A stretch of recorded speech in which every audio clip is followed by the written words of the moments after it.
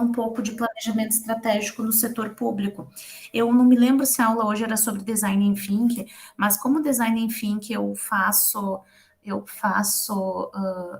uma aula diferente, que daí precisa ser presencial, eu já troquei assim que eu me dei conta que eu não teria condições essa semana de fazer o presencial. Ontem até, gente, que eu me dei conta. 23. Deixa eu abrir para vocês. Não sei se vocês querem tirar mais alguma dúvida. Eu já li as provas, mas eu não dei nota às provas ainda. Eu vou dar nota depois, tá? Em seguida. Vocês têm alguma dúvida? Não? Tá tranquilo? Tá bem. Então, como já iniciou. Ai, ai, ai.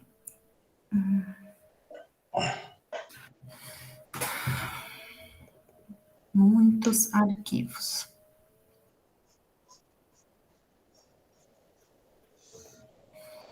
Eu também, essa semana eu também sei que eu estou. Tá baixando aqui, gente, porque tá no Moodle, tá? Eu sei que eu não enviei a maior parte dos arquivos, mas eu estou na semana de recurso da CPPD. Então, volta de novo muitas coisas para ter que analisar, e eu passei a semana inteira fazendo um monte de análise de documentação e muita reunião para conseguir finalizar, e não finalizou ainda. Então, isso também, acho que isso foi o que mais prejudicou, aliás, meu braço, que daí passou a doer mais ainda. Ah, eu não abri para vocês, por sinal, um slide sobre peso. Não abri lá no Moodle o material. Vou abrir também. Então, vocês já estudaram planejamento estratégico comigo, né?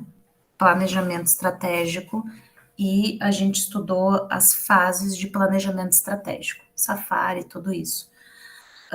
Só que, quando a gente fala da gestão pública, tá? Ela também faz planejamento estratégico. Aí vocês estão se perguntando, mas por que eu tenho que saber disso? Porque tem uma modalidade de planejamento estratégico que ela é muito diferente na área pública e da área privada. E vou explicar um pouco por que, assim.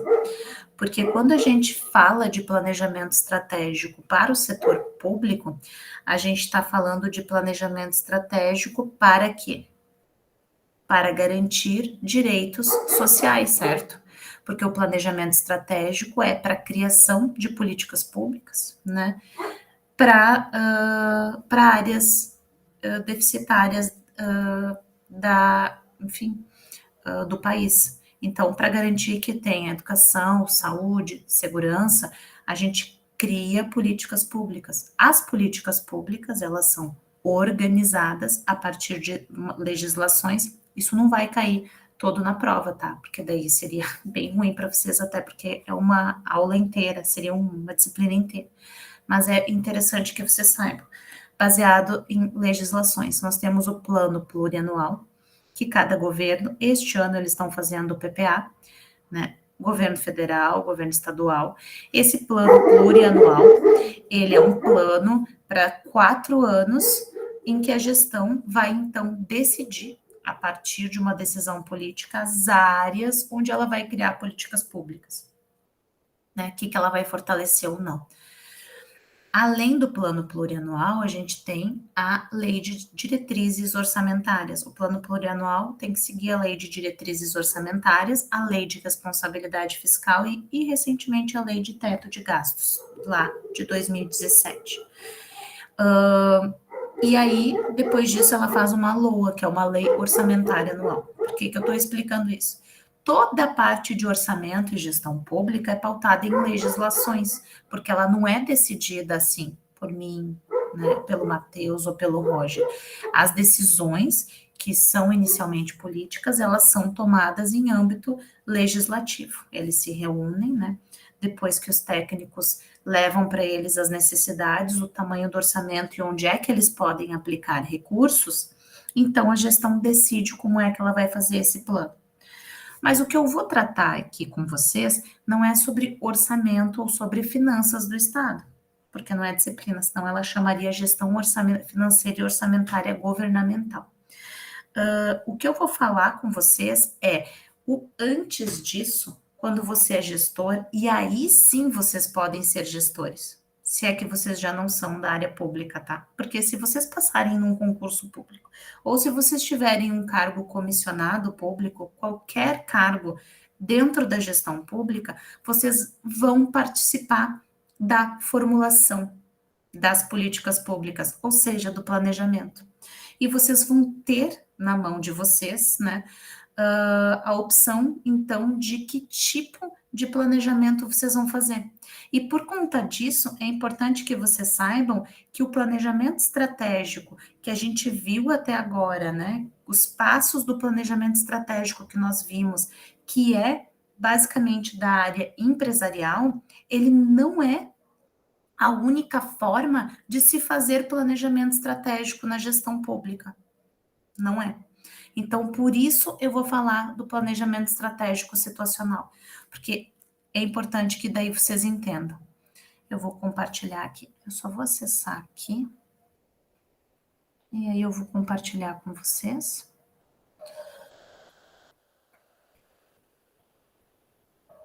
Acessar na agenda, porque daí eu vejo vocês aqui.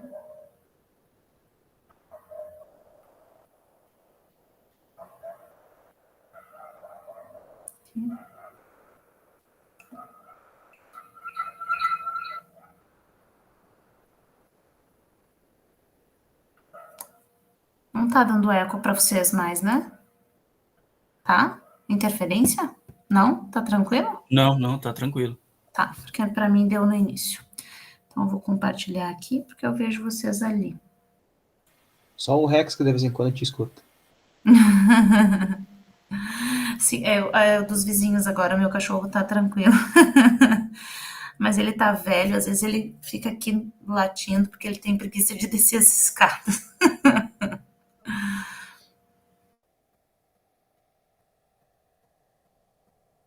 Agora foi. E tá aqui. Então, eu vou compartilhar com vocês os vídeos também, e algumas coisas eu vou deixar assim, vou falar de uma forma mais explicadinha, e outras coisas eu vou passar adiante, assim, porque eu acho que não é interessante, mas todo o material eu vou deixar para vocês, tá? Porque se vocês se interessarem, tranquilo. Eu não vou falar sobre a relação entre Estado e sociedade, o rol da administração pública, porque eu acho que não é o mote aqui, já que vocês estão em curso de administração. Mas eu acho que talvez seja o único momento em que vocês tratam disso dentro do curso de vocês. Então, de repente, deem uma olhadinha ali nos vídeos para vocês entenderem, né, sobre as diferenças da administração pública privada. Lembrando que vocês, como administradores, todos vocês, quando se formam, têm um aval, né, pelo diploma, de ingressarem em qualquer serviço público e prestar qualquer serviço público. Por isso também é importante vocês entenderem as bases da administração pública, o funcionamento, e não somente lá, tá bem? Não somente lá. Vocês podem trabalhar em organizações não governamentais, vocês podem trabalhar em entes dentro de hospitais que são que prestam serviço, porque os hospitais sempre prestam serviço e garantias sociais, que é o direito à saúde. Vocês podem trabalhar em OSs, em OCIPs. Aliás, vocês podem montar uma OS ou uma OCIP, né, se for interesse do Estado.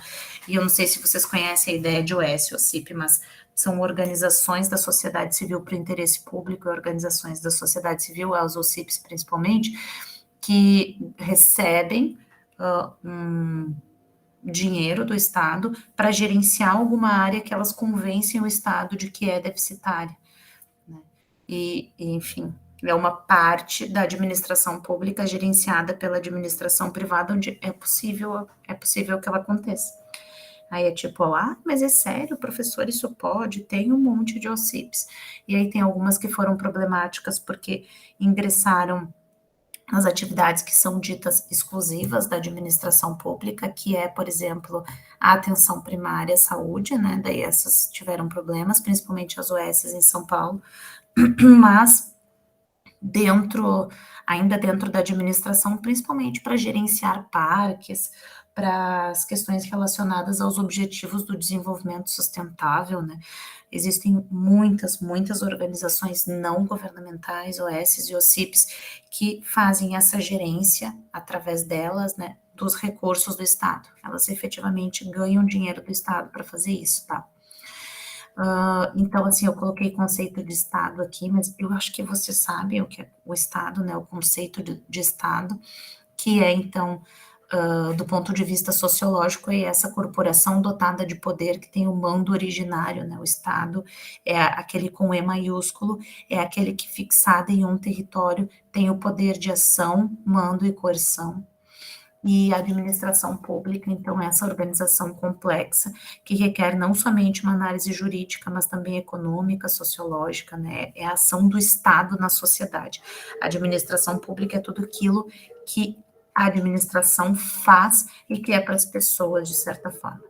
Então, a administração estratégica ela é uma parte do planejamento da administração pública, não é?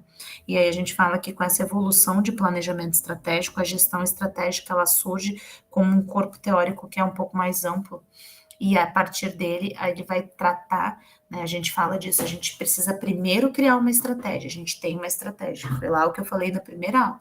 A partir dessa estratégia, aí eu organizo todo o meu planejamento voltado para o atingimento da estratégia. E aí, por isso, a gente viu os passos da estratégia, né, para se atingir a estratégia. Voltei. Então, administração estratégica, eu acho que isso, inclusive, a gente já falou lá na primeira aula, usando o Ansoff mesmo, né, vai fazer, tem algumas etapas interrelacionadas, como análise de ambiente, a gente já viu isso, né, estabelecimento da missão e da visão, porque eles são os direcionadores estratégicos, lembrem disso, controle estratégico, tudo isso. Só que quando a gente fala da administração pública, a gente pensa assim, é uma pergunta até que eu faço a vocês. Vocês acham que, estrategicamente falando, a melhor coisa que a gente faz para a administração pública é gerenciar ela tal qual ela fosse uma empresa? O que vocês pensam a esse respeito? Vamos lá. Absolutamente nada. Vai, Roger. Uma empresa visa lucros, né? Resultados em relação a números, né? Não vê muito relação a... O Estado tem que ver as pessoas de modo geral, né? Isso mesmo. Saúde, Isso até vai estar escrito aqui, ó, Roger, daqui a um pouco. Primeiro, a administração pública ela não escolhe o âmbito de atuação dela, não é? Ela não pode dizer assim, eu vou fabricar isso aqui, eu vou fabricar garrafa d'água. Ela não pode. Ela vai ter que cumprir com o estabelecido num acordo constitucional, que é a nossa Constituição Federal. O que tem lá dentro da Constituição Federal é o acordo do Estado com a gente. Ele vai lá e fala: vocês têm deveres, vocês façam imposto de renda, vocês paguem impostos, vocês não soneguem, vocês façam isso, né? Vocês se vacinem. Este é o nosso acordo. Né? E a partir deste acordo, a administração pública vai lá e diz: eu te dou saúde, eu te dou seguridade social, eu te dou aposentadoria, não é? É um acordo. Então, a administração pública ela não pode escolher. E a partir daí, o objetivo estratégico dela visar lucro não faz sentido, como o Roger falou, porque o que é o lucro para a administração pública, não é? O que é o lucro? O lucro é, ela tem uma empresa que gera dinheiro e que o dinheiro é reinvestido e tal, mas aí você está dizendo, né, você está pautando a sociedade em grana, né, em finanças, e na verdade o lucro da administração pública é zerar número de crianças que morrem na primeira infância por doenças que têm vacina ou que têm tratamento. Número de pessoas que passam fome, número de pessoas que não estão na escola, vocês entendem? Este é o lucro da administração pública de fato, porque é o dever constitucional dela de entrega. Aí quem vai dizer isso, inclusive, é esse cara aqui que chama Ramió, Carles Ramió. Ele vai falar que a administração prerrogativas e possibilidades coercitivas, que não são usuais no setor privado, certo? Que significa isso? Ela pode nos prender. Então, ela tem lá um manualzinho de direito que diz assim, ó, que se eu bater em alguém, eu vou sofrer uma sanção penal por causa disso. E assim por diante, vocês entendem? Então, assim, por isso, a gente tem que tomar cuidado. Outras questões, o entorno da administração pública é bem mais complexo de uma organização privada, tá? Por mais importante que seja uma organização privada, o entorno da administração pública, lembra lá os usuários da administração privada, em que você tem que olhar, né, o que quais são as questões que importam, enfim. Quando você fala de administração pública, você está falando do mundo de pessoas ali, não é? A administração pública é muito mais vulnerável a pressões de natureza política, que, em função do caráter eleitoral, são de curto prazo e dificulta a adoção de estratégia ou planejamento de médio ou longo prazo. É o grande problema do PPA, Plano Plurianual. O planejamento estratégico no Brasil, ele é feito com base política, né, daquele que venceu a eleição, e ele tem duração de apenas 4 anos.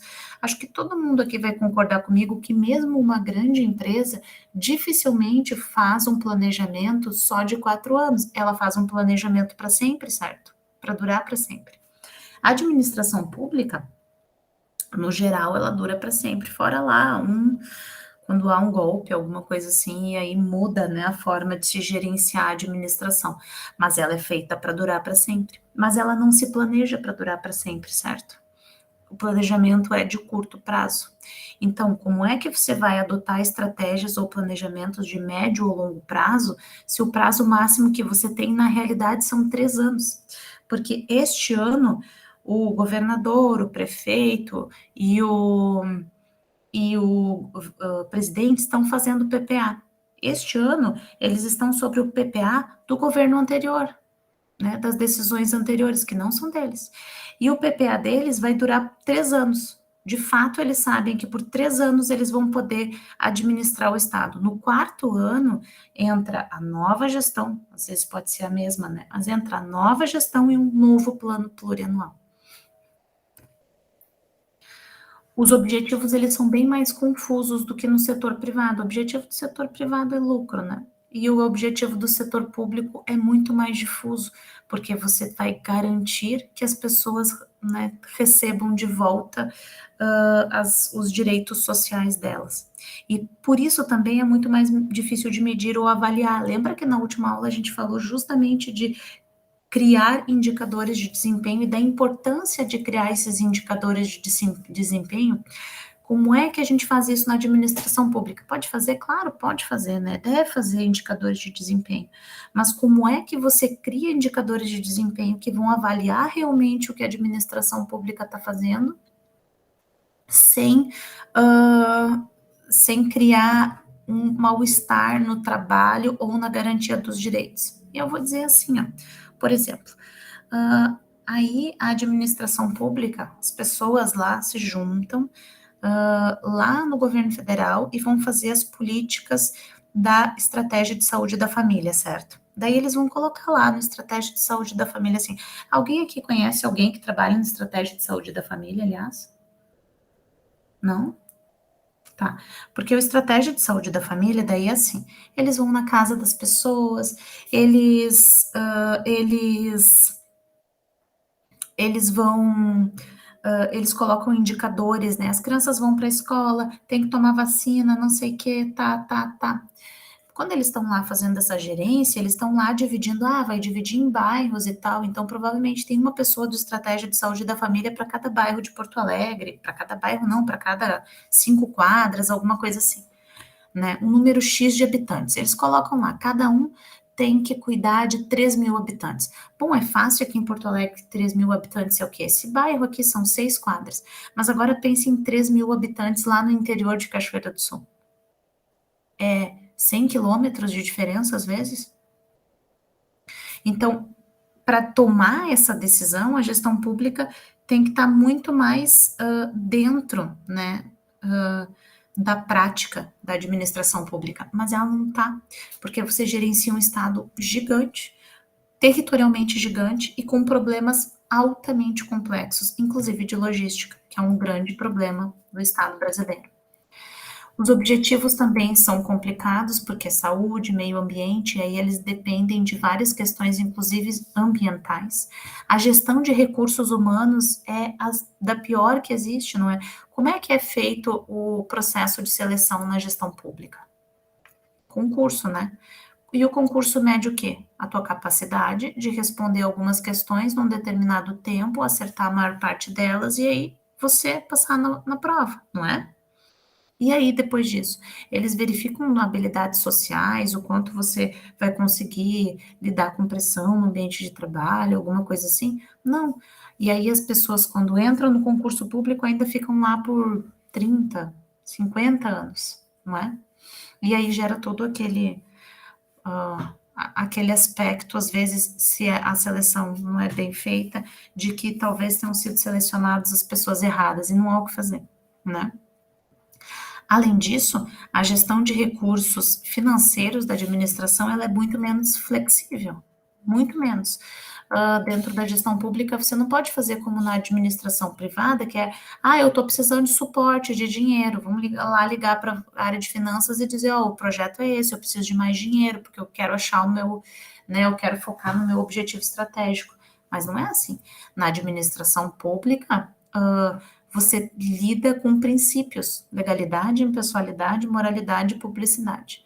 Esses princípios, aliás, quando eu não os sigo, eu posso incorrer em improbidade administrativa, que é atualmente um crime, e eu posso vir a ser preso, né? Então, assim, lidar dentro da administração pública é muito mais difícil do que se imagina, tá bem?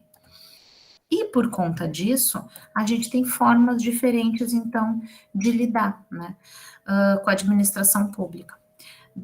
No Brasil, lá em 1990, a administração pública, ela mudou a sua... Opa, que eu vou... Aqui.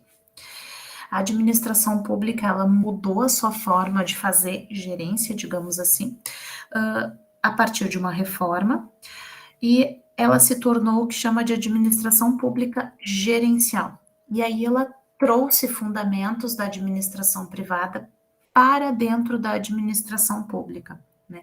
Inclusive das formas de se medir resultados. Não é à toa que na atualidade a administração pública tem um monte de indicadores que precisam, né, efetivamente ocorrer. As pessoas, as universidades, elas são controladas. A gente já falou sobre isso, né? A UERGS. A UERGS provavelmente vai ser chamada a atenção. Boa noite, Natiane, tudo bem?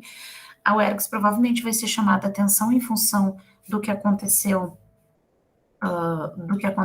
desse caso que aconteceu. Ela vai tomar muito mais cuidado com as publicações e com as marcações que são feitas dentro da universidade.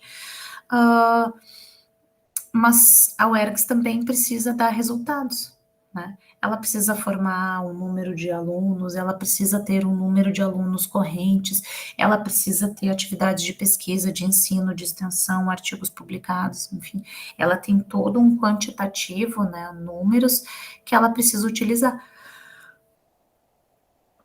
Então, ela também sofre de mostrar resultados à gestão. E nem sempre esses resultados, eles são pautados pela melhora ou a qualidade de ensino. Na verdade, eles nunca são, né? Porque eles não vão lá perguntar se efetivamente o ensino tem sido bem feito, enfim, eles não vão perguntar isso, eles vão saber os números, né? Então, o Carlos Matos, ele propõe uma forma de planejar. Então, o Matos, ele fala que o planejamento é a ferramenta para criar e pensar o futuro. E que essa visão ampla é que serve de suporte para as decisões de cada dia, né? Ele chama de os pés no presente e o olhar no futuro. E ele fala que planejar, se a gente não planeja, estamos condenados à improvisação. Então, quem não planeja, improvisa o tempo inteiro. E aí, na opinião dele, as chances de que dê errado o que eu estou pensando, enfim, podem ser bem grandes. Então, o planejamento normativo, como ele chama, ou tradicional, é aquele que a gente já aprendeu, tá? Que vocês já aprenderam até agora para gerir, para gerência. E ele considera, na opinião dele, que ele é muito determinista e estático e passivo. E é então, a partir disso, ele né, tece críticas disso lá já nos anos 60 e 70, e ele cria um modelo diferente para se fazer planejamento. Este modelo diferente de fazer planejamento, inclusive, ele cria, aliás, o Carlos Matos, ele foi ministro do governo Allende, lá no Chile, né, que foi o governo deposto antes da ditadura militar chilena, e o Matos, ele tem um livro que chama Adeus, Senhor Presidente, que é muito bom, porque ele vai falar dessa dinâmica de planejamento estatal e de um governo que cai, né? Depois eu também tenho que fazer alguns comentários sobre, não posso esquecer sobre o livro que vocês estão lendo, porque eu estou relendo ele, né, eu peguei até uma edição atualizada da que eu tinha, e eu tenho, acho que, comentários bacanas. Quem já leu também pode falar um pouco para os colegas sobre depois o que achou. Né? E a gente vai fazer isso também na outra aula. Então, ele vai falar o seguinte: tem 6 pressupostos para a elaboração do planejamento. Ele vai falar que o sujeito e o objeto planejado são independentes e que tem uma verdade para o diagnóstico. Ou seja, ele vai dizer o seguinte: ele vai dizer que a gente planeja dentro da gestão pública, a gente planeja para as pessoas. E quando a gente planeja no setor privado, ou seja, no planejamento tradicional, a gente exclui a participação, as pessoas da tomada de decisão. De uma forma bem simples, até para vocês decorarem isso, se de alguma forma cair. Se vocês fizerem prova, por exemplo, da Fundatec, na área de administração pública, eu garanto a vocês que sempre cai uma questão sobre o Carlos Matos e sobre planejamento estratégico situacional, até porque eu ajudo a fazer a prova, então sempre cai, tá? Daí, então, prestem atenção, estudem para entender. O foco do planejamento estratégico situacional é um só. Ele criou uma modalidade de planejamento para deixar claro a importância da participação dentro do processo de planejamento. Ou seja, todas as pessoas precisam estar envolvidas no processo de planejamento.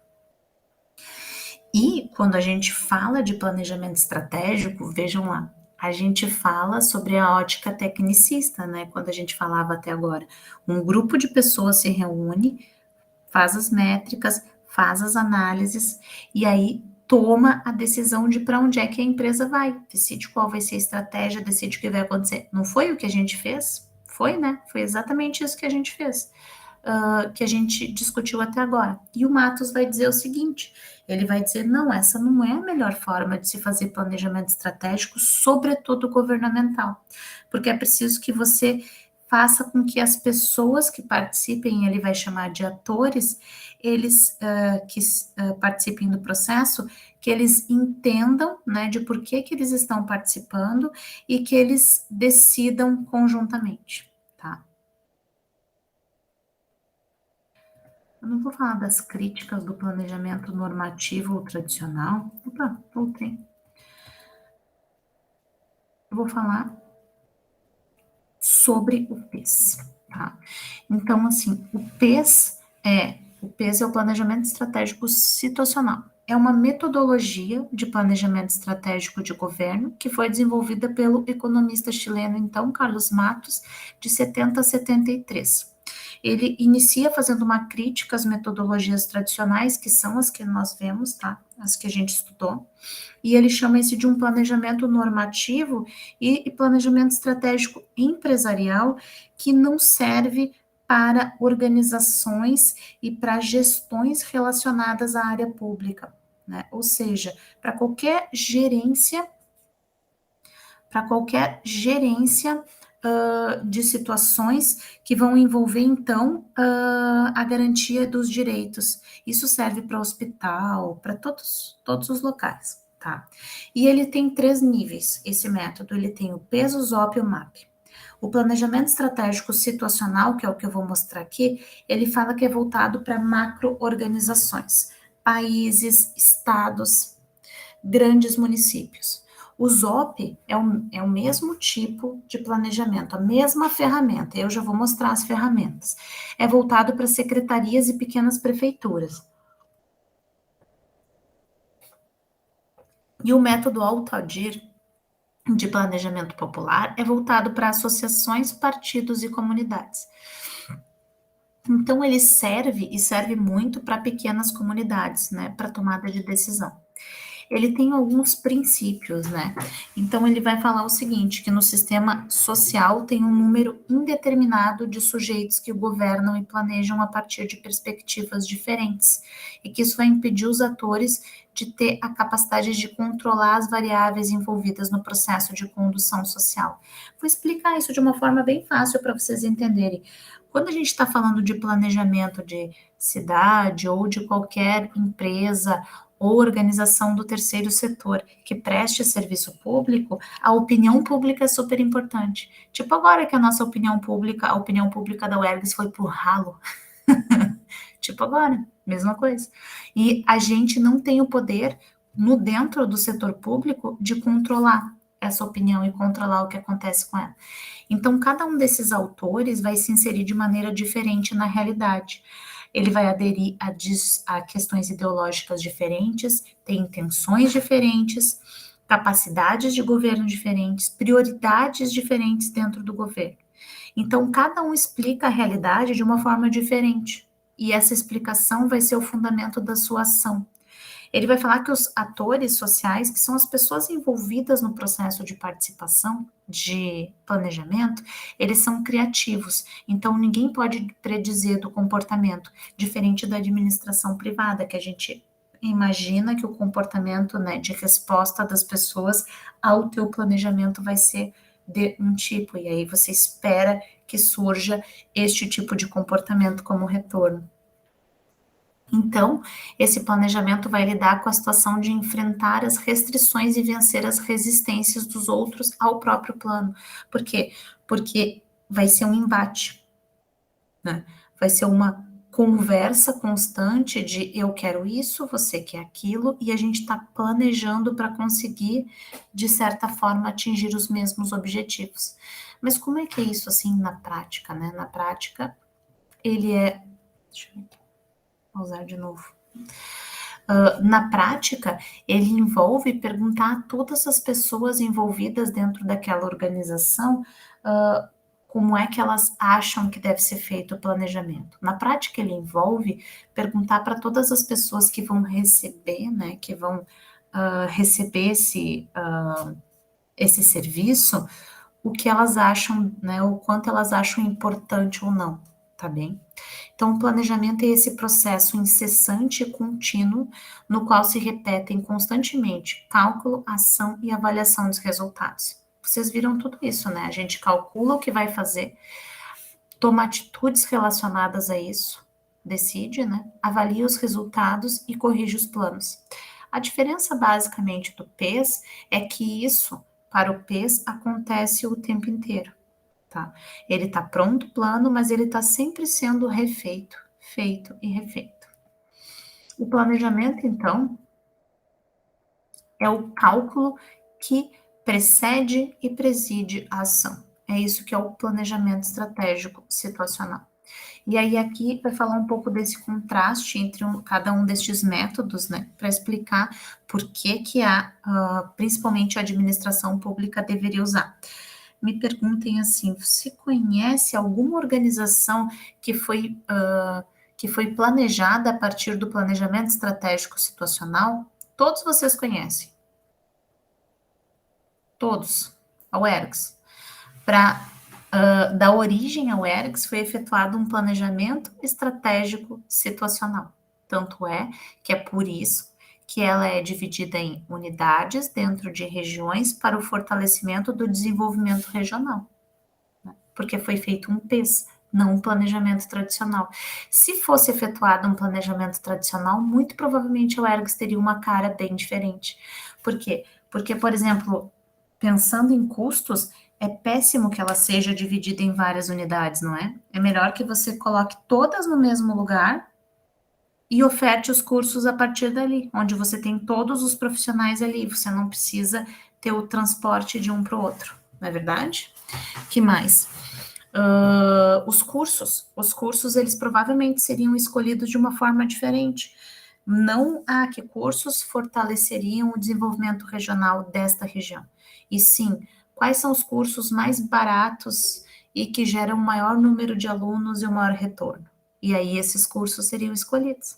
Então agora vocês entendem um pouco de por que a UERGS tem essa cara diferente, né? Essa forma diferente de criação. Ela tem a ver, sobretudo, com isso. Ela foi criada a partir de um modelo de planejamento que é bem raro de ser utilizado, inclusive, tá? Mas, na minha opinião, devia ser o único a ser utilizado pela gestão. Ele vai trabalhar o plano dele a partir de problemas e de resolução de problemas, né? E não por setores, né? Então, o PES, ele vai apostar nos cenários, né? E vai trabalhar nos problemas. Então, ele vai pegar um problema e vai resolver. Um problema né? O problema. As mortes por Covid têm aumentado ao longo deste semestre. Este é o problema. E ele vai criar um plano para resolver este problema. Ele vai criar um plano para resolver o problema. Ele vai trabalhar com as incertezas ao longo deste processo, com as surpresas que podem acontecer. E, sobretudo, ele vai fazer um cálculo tecnopolítico, que é as tomadas de decisão, quando fala dentro da gestão pública principalmente, mas também na privada, elas têm um cálculo político envolvido ali, porque os sujeitos que participam do processo, eles são atores decidindo o processo, mas que também vão receber, né, a política pública, enfim, deste processo. Além disso, é um sistema aberto, né? Ou seja, tem várias possibilidades, não tem uma meta única, porque em qualquer momento você pode iniciar, né, um novo plano a partir de um outro problema. E a partir disso, ele vai falar lá que é a teoria, ó, agora é o meu cachorro, teoria da participação em um jogo. Ou seja, ele vai dizer que você inicia esse processo a partir da participação. Ou seja, quanto mais pessoas estiverem participando do processo, maior a possibilidade de você fazer com que esse processo funcione na prática. Por quê? Porque ele vai falar o seguinte, tá? Que para achar o problema, nós estamos falando de garantia de direitos sociais. Então, os problemas do jogo social da atualidade, eles são muitos, eles são complexos e eles são difíceis de se resolver. Não é? No geral, a gente, sociedade, tem aquela forma simples de tentar resolver os problemas, né? Mas não é assim que funciona. Assim, a forma simples é assim, mas tem aquele monte de pedra ali na beira do rio, pega aquelas pedras, joga ali naquele calçamento e pronto, e aí vai parar de ter esse problema aqui dentro deste bairro, enfim, que está alagando. É assim que a gente olha para a situação. Quando a gente é gestor público, a gente não pode olhar assim, não. Porque se a gente olhar assim, a gente vai estar dando a entender que a gente não entende a complexidade do sistema. Não é só isso. Quando você olha para as pedras, você pensa, ok, mas deve ter alguma legislação ambiental que talvez proteja elas para estarem ali. Além disso, eu preciso a aprovação dentro do meu plano diretor ou de um plano diretor, se eu não tenho, para que esta rua seja calçada. Eu preciso explicar o que eu vou fazer para amenizar o calor do asfalto plantando árvores. Se eu não penso em tudo o que tem em jogo, quando eu só penso em pegar umas pedras e fazer um calçamento, eu provavelmente vou estar criando problemas no futuro. Esse é o grande problema da gestão pública na atualidade, porque as pessoas que governam, que nós votamos e colocamos ela para governar, elas tomam as decisões de maneira simples, não pautadas na complexidade do sistema, pautadas na resolutibilidade imediata, porque elas serão colocadas à prova dali a 3 anos, 2 anos de novo numa eleição. E elas querem fazer isso logo. E aí a gente vai criando um rol de problemas cada vez mais difíceis de resolver por conta dessas decisões. Vejam como é complexo, então, né? Então, a partir dessa complexidade de sistema social é que a gente começa a pensar nos problemas. E aí, então, o planejamento estratégico situacional, ele vai nos dizer o seguinte, que o primeiro passo é identificar o problema que eu quero resolver. Eu posso aplicar planejamento estratégico situacional dentro de uma empresa? Ué, pode, né? Não, nada impede. É bem simples até. E aí vocês vão ver que é tão simples e tão pode que eles, na atualidade, foi feita uma repaginação e ele chama Design Thinking, que é uma metodologia também de fazer planejamento estratégico na atualidade, baseada na participação. Daí na próxima aula a gente vai fazer ele para vocês entenderem. Mas sim pode, porque ele vai basear então na participação, em perguntar para as pessoas quais são os problemas que devem ser resolvidos. Aí eu pergunto a vocês, com que frequência a gestão pública pergunta para vocês quais são os problemas que devem ser resolvidos? Vocês já foram perguntados?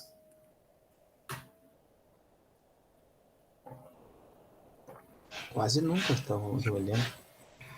Nunca, né? Nunca. Dificilmente, de uma forma muito rara, muito rara. Como é que eles definem, então, os problemas que eles vão resolver e que não vão resolver?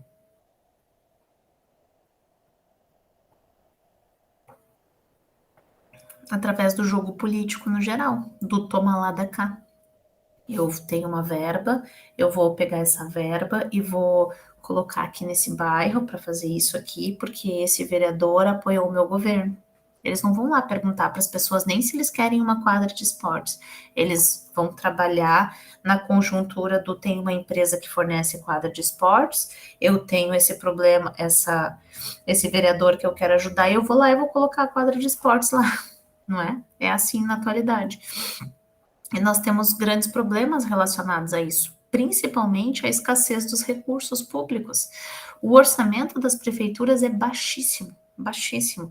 E eles têm duas leis, que é a Lei de Responsabilidade Fiscal e a Lei da PEC do Teto de Gastos, que engessam o orçamento deles a um ponto de que eles têm um problema gigantesco para resolver, inclusive com os funcionários.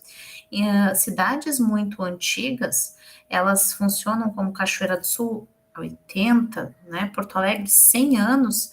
E o que acontece nessas cidades? Elas têm funcionários públicos aposentados num nível muito maior do que outras cidades.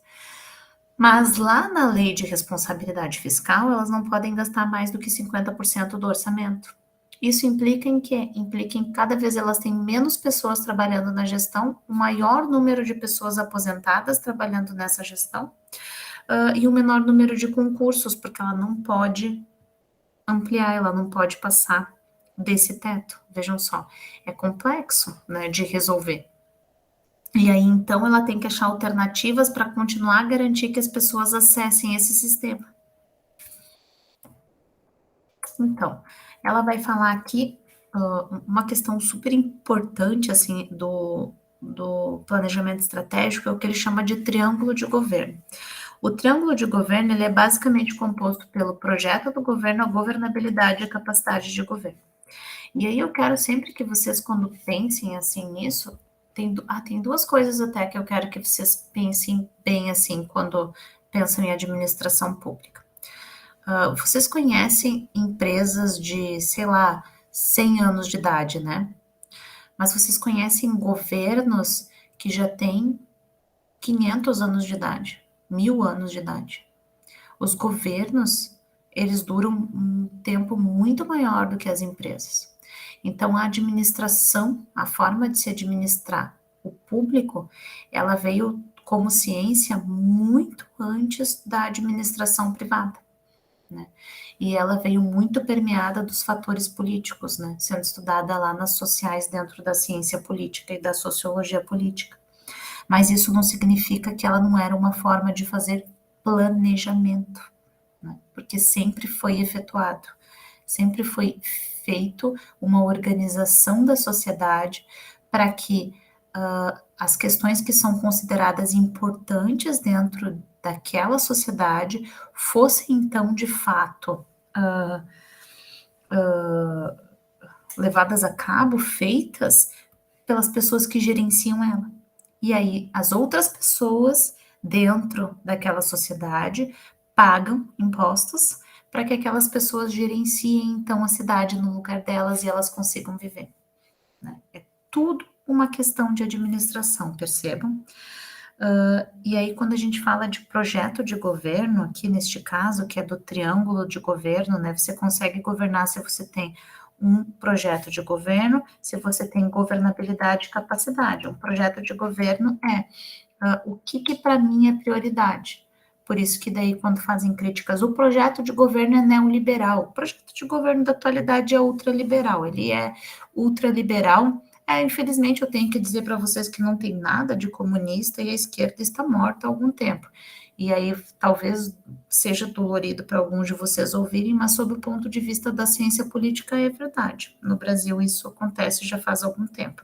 O projeto político, ele é ultraliberal desde a redemocratização, ele nunca foi de esquerda, nunca teve um projeto de esquerda de verdade, e ele é pautado, sim, nas finanças e nos indicadores político-macro que são relacionados, sobretudo, a aumentar o lucro, né, das grandes empresas. Então, ele é um projeto neoliberal, todos eles foram no Brasil. Uma questão interessante é que o governo Allende não era. Não é à toa que ele foi morto, né? Então, assim, mas não era, ele era um projeto não liberal. Então, é preciso ter projeto de governo, tá? Projeto de governo são as decisões macro, onde é que eu vou investir, onde é que eu não vou investir, né? Onde é que eu vou cortar, que eu vou esquecer da existência. Isso é projeto de governo. Governabilidade é eu entender se eu consigo a aprovação lá dentro da minha empresa, dentro da minha organização. Mesma coisa, empresa também pode aplicar, justamente por isso. Ela tem um plano de governo. Você pode estar trabalhando na Petrobras ou qualquer outra empresa. Tem governabilidade, as pessoas que controlam a empresa, eu controlo as pessoas que estão dentro da empresa e as pessoas que controlam a empresa conseguem decidir em conjunto, porque também é uma questão, né, que se passa nas empresas. Vejam só, vocês estão lá, vão aprovar um planejamento que vocês fizeram. Se vocês não convencerem as pessoas de que aquele planejamento é bom, talvez eles olhem para todo o trabalho que vocês tiveram e digam, não, a gente não vai fazer. A gente não quer, né? Então, é super importante ter governabilidade, que é entender o peso, né, de cada ator que participa do processo. Então, a gente chama aqui de atores, mas são as pessoas que participam do planejamento, todas elas, lá quando a gente fala dos usuários, das pessoas que estão ali envolvidas, né, na análise interna e externa da empresa, quando a gente fala do planejamento normativo ou tradicional. E o que eu controlo ou o que eu não controlo. É a minha governabilidade. E a capacidade de governo. Capacidade de governo, eu consigo fazer isso? Eu tenho dinheiro, eu tenho experiência, capital intelectual, eu tenho instituições para fazer isso, porque daí então você cria uma política pública inteira, o SUS, né, o Sistema Único de Saúde, né, que foi criado a partir lá de uma reforma sanitária. Ele não nasceu do nada, não é? Então, você teve ali, quando você pensa ali em como é que você coloca para funcionar uma política pública inteira, você tem que ter instituições para fornecer, né, que essa política aconteça, na verdade. E capacidade de governo, então, forma a tríade do triângulo de governo. Segundo Matos, né, se você não consegue gerenciar essa tríade numa empresa ou numa organização qualquer, capacidade de governo, governabilidade e você não tem plano de governo, não adianta nada, você não consegue chegar a lugar nenhum. A partir daí, o PES, ele vai trabalhar o planejamento estratégico situacional em 4 momentos, tá? Para se decidir, né? Para se organizar o planejamento. Então, ele vai dividir em passos, tá? Ele tem lá o primeiro momento que chama momento explicativo.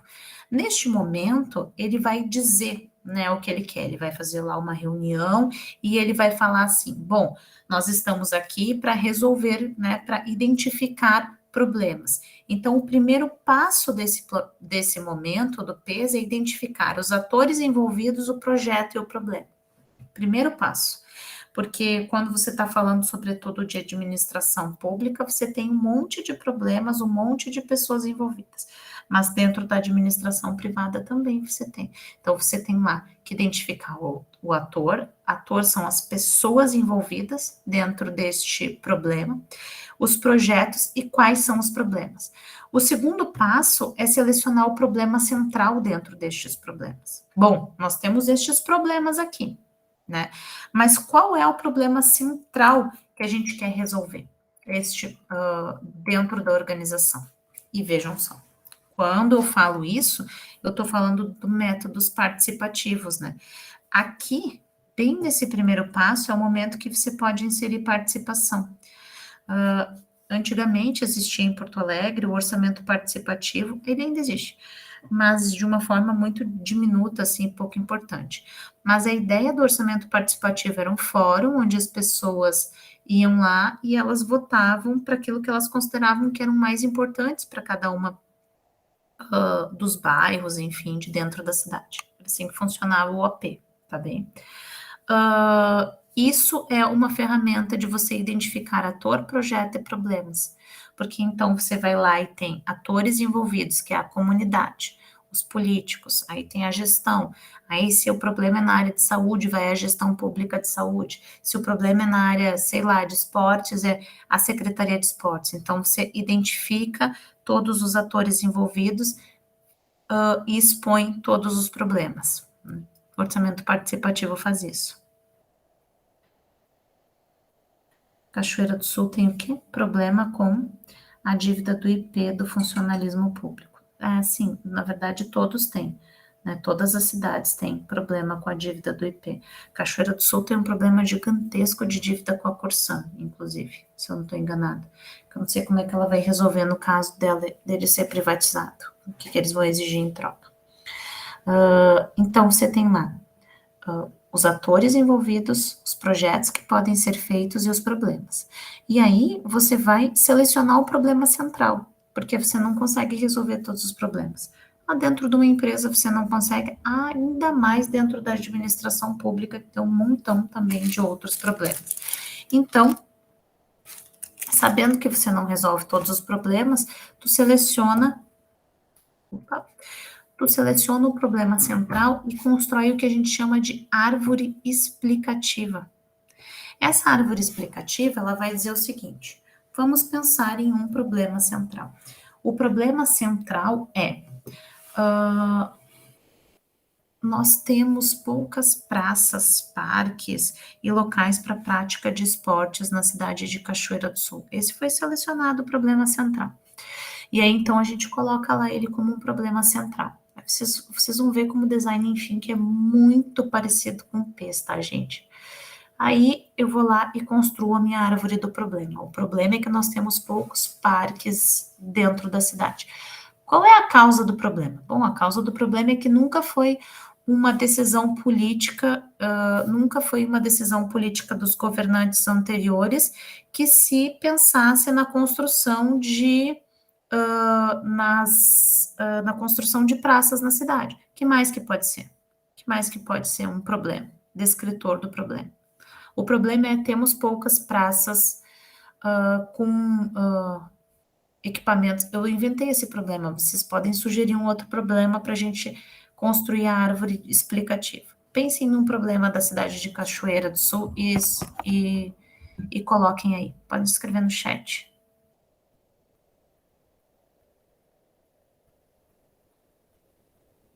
Ninguém? Vai lá, pense em um problema.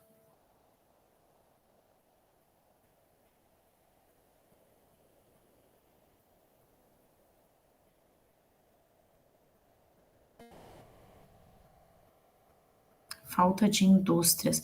Pô, problemão, né? Segurança, transporte. Ah, Lívia, é um bom problema transporte público, tá? É um pouco mais fácil. Falta de indústria é mais difícil, Luiz. E segurança é mais difícil ainda, Márcio. Calçamento também, mas vou pensar no transporte público, porque eu já ouvi falar que tem 2 linhas de ônibus aí, uma linha de ônibus é uma coisa tenebrosa e cara, não é? É isso?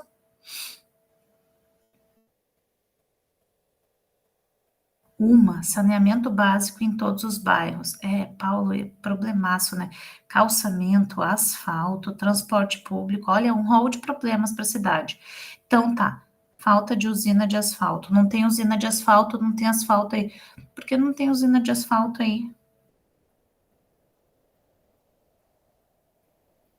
Porque eles não contratam. Eles têm. Sabe qual é o problema? É que Cachoeira do Sul não tem plano diretor. Não tem plano diretor. Não tem licitação para transporte coletivo? Como é que é feito o transporte coletivo na cidade? A empresa que existe só está lá, tipo, ela existe há um tempão.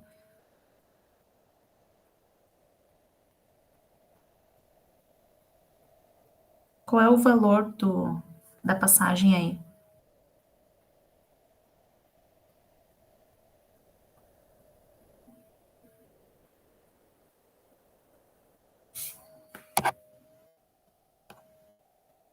Alguém sabe? 4,50. Tá. É, É caro. Hã? mais ou menos esse valor aí.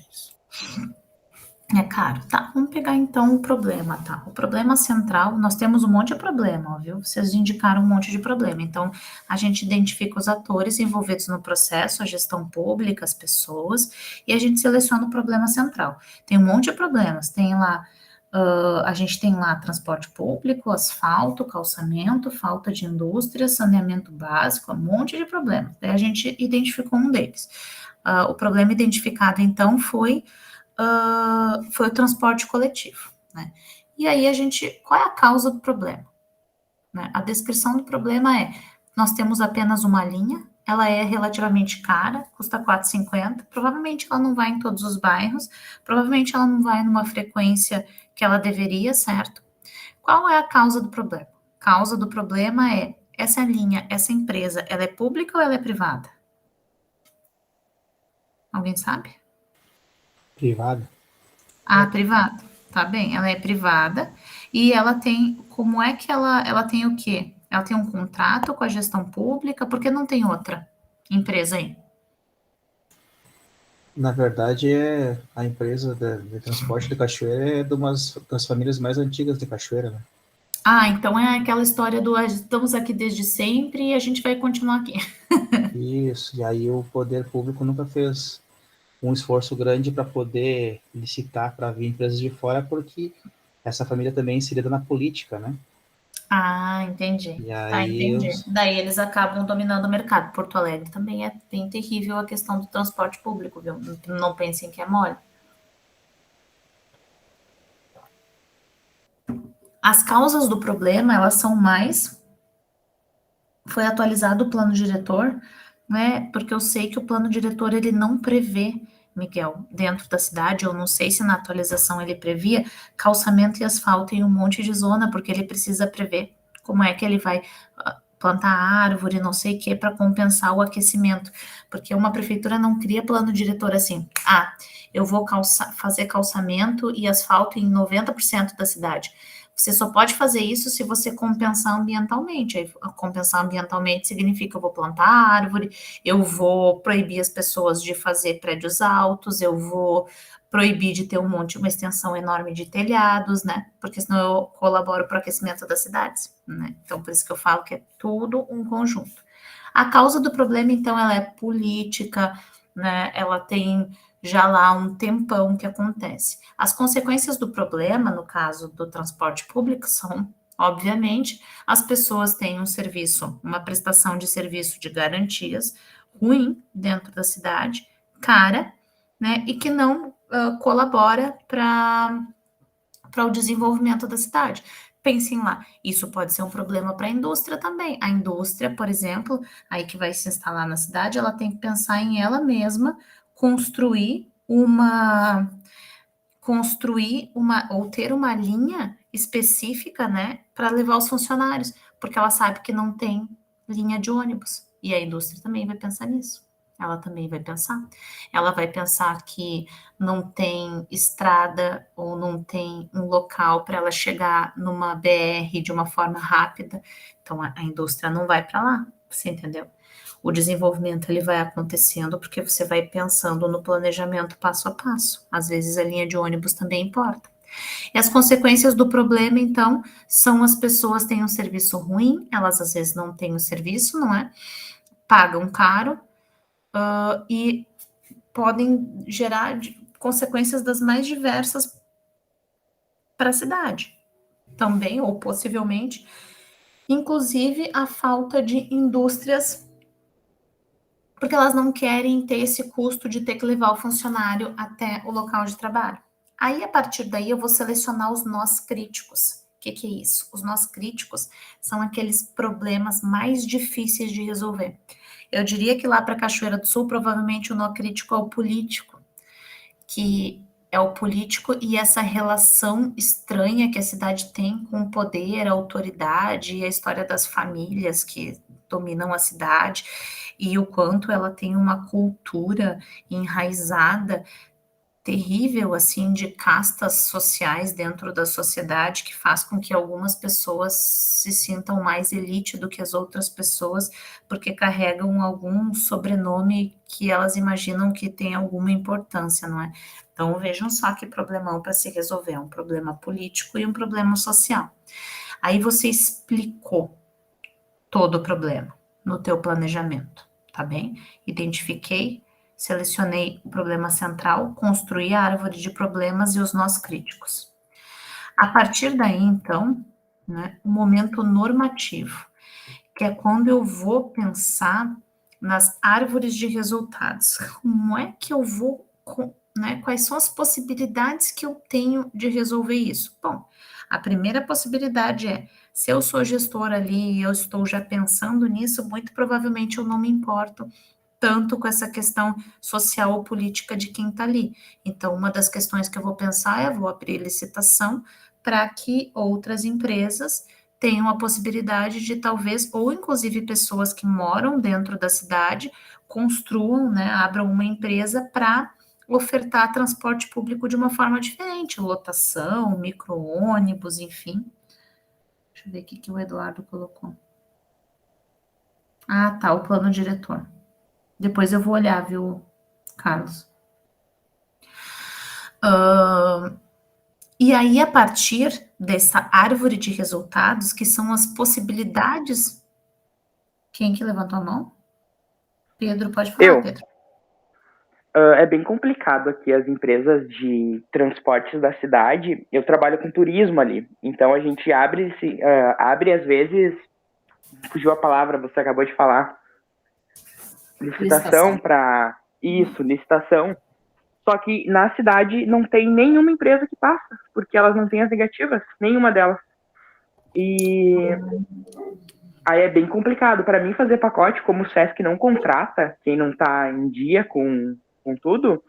A gente tem que contratar gente que vem de longe, então fica bem caro para mim. É complicado, hein, gente? Bem complicado. Eu não sei se na região também, eu tô botando o celular para carregar, para continuar vendo vocês.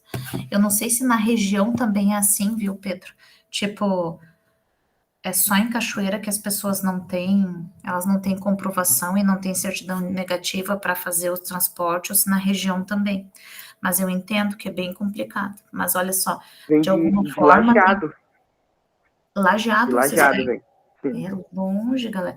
Tá aí um nicho de mercado que talvez vocês podiam se especializar, não é? Vocês podem aí fazer um plano e pegar pessoas dentro da cidade para falar, ó, vamos ter uma empresa aqui de transporte que seja organizada e que possa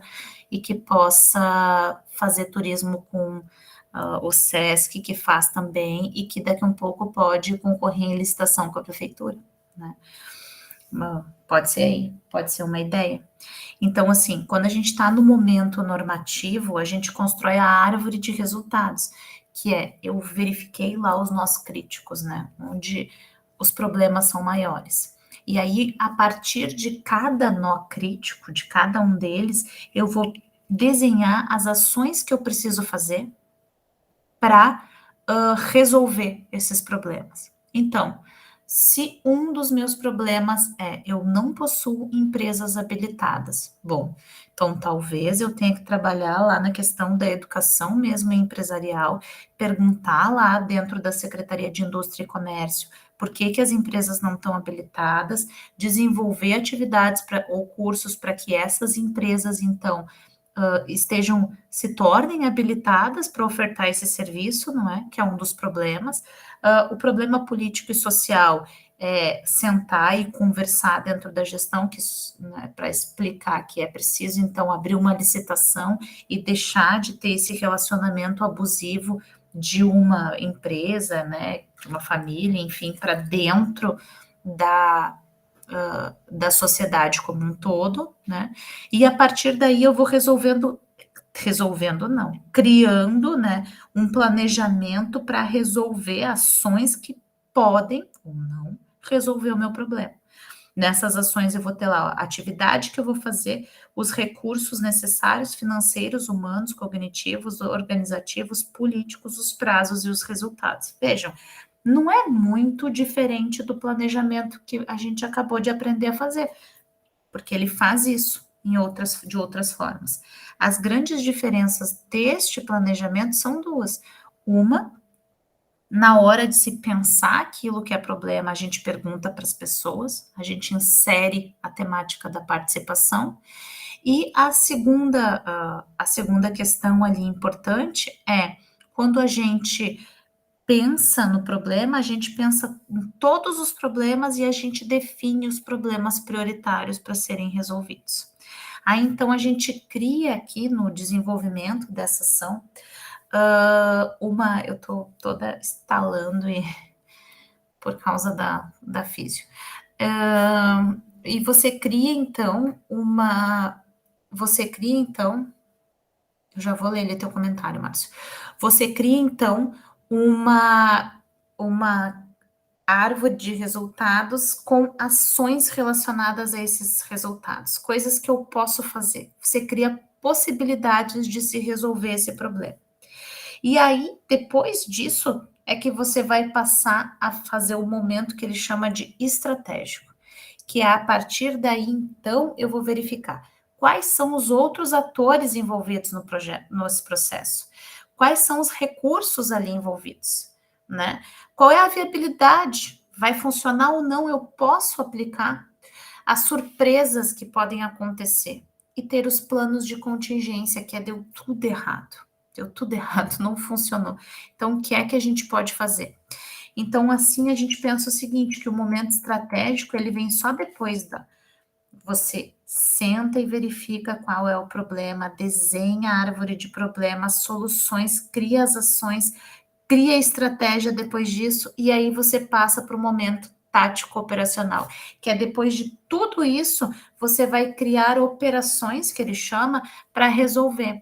Então, ele vai, inclusive, designar pessoas, vai ter lá uma operação. A operação 1, que é entrar em contato com a Secretaria de Indústria e Comércio e saber quantas empresas na área de transporte tem na cidade, quais as atividades que elas fazem, vai designar uma pessoa que é responsável por isso e um tempo para essa pessoa trazer este resultado. E aí vai pegar lá outro problema e outra operação que foi criada. Entrar em contato com instituições de ensino, por exemplo, que podem criar cursos para habilitar essas empresas a trabalhar, né? E aí vai colocar alguém responsável, uma data, um local e um resultado. Outro momento, a gente vai pensar então em fazer uma licitação, como é que faz? Né? Põe um responsável, uma data, um local e um resultado.